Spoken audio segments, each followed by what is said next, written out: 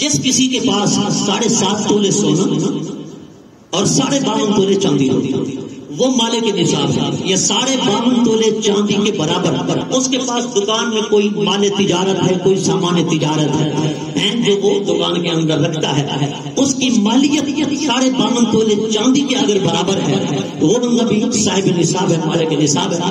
اس پر زکات فرض ہے. 2.5% کے حساب سے آپ قیمت بنا لیں گے. قیمت بنا لینے کے بعد 2.5% آپ زکات ادا کریں گے. زکات اموال کو پاک کرتی ہے، مال میں برکت پیدا کرتی ہے، مال کی حفاظت کرتی ہے. حضور فرماتے ہیں اگر چاہتے ہو مال کو کلو میں بند کر لو تاکہ کوئی چور ڈاکو وہاں نہ پہنچ سکے. سرکار فرماتے ہیں پھر مال کی زکات ادا کرو. حضرت معاذ بن جبل کو آقا علیہ الصلوۃ والسلام نے یمن کا گورنر بنا کر بھیجا اور فرمایا اے معاذ وہاں کے مالداروں سے زکات لینا، مالداروں سے زکات لینا، عشر لینا، صدقات لینا، حاصل کرنا اور پھر وہاں کے غریبوں میں تقسیم کر دینا. وہاں کے غریبوں میں تقسیم کر دینا اور بانٹ دینا. آج لوگ کیا کرتے ہیں اپنے شہر سے کہیں دور لے جاتے ہیں. وہ کہتے ہیں یہاں کوئی غریب ہی نہیں ہے، یہاں کوئی مستحق ہی نہیں ہے. ان کے نزدیک ٹنڈا محمد پناہ والا بہاول کو زکات لے جائے، عشر لے جائے، پھر اس کی عقل کے قصور ہے نا کہ اس کو یہاں کوئی غریب نظر نہیں آیا.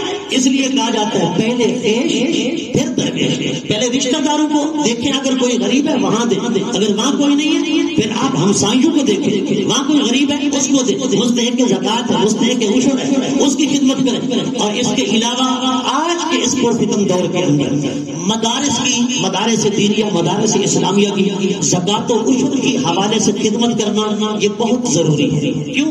یہ علم کے مراکز ہیں، یہ دین کے مراکز ہیں، یہ آپ کے عشر و زکات پر چلتے ہیں اور یہ چلتے رہیں گے تو انشاءاللہ دین کا یہ جو درخت ہے یہ سرسبز و شاداب رہے گا، یہ اسی طرح ہرا بھرا رہے گا. حضرات گرامی صدقہ فطر 2 کلو گندم فی کس کے حساب سے دینا ہے.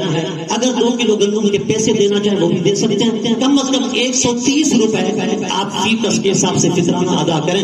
ایک بھائی پوچھ رہے تھے جو بچہ پیٹ کے اندر ہے، ماں کے پیٹ میں، کیا اس کا بھی صدقہ فطر دینا ہے؟ اس کا نہیں دینا.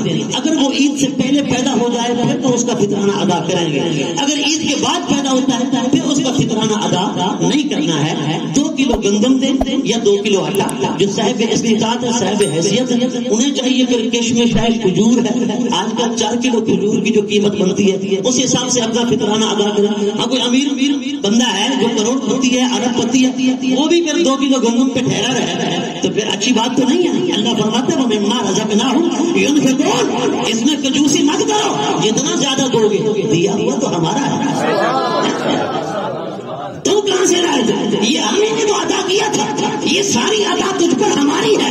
حق للسائل والمحروم، تیرے مال کے اندر سائل کا بھی حق ہے، محروم کا بھی حق ہے، منگتے کا بھی حق ہے، غریب کا بھی حق ہے، فقیر کا بھی حق ہے، مسکین کا بھی حق ہے، یتیم و بیوہ کا بھی حق ہے. سانپ بن کے نہ بیٹھ جا، اس میں سے ان کا حصہ بھی نکال.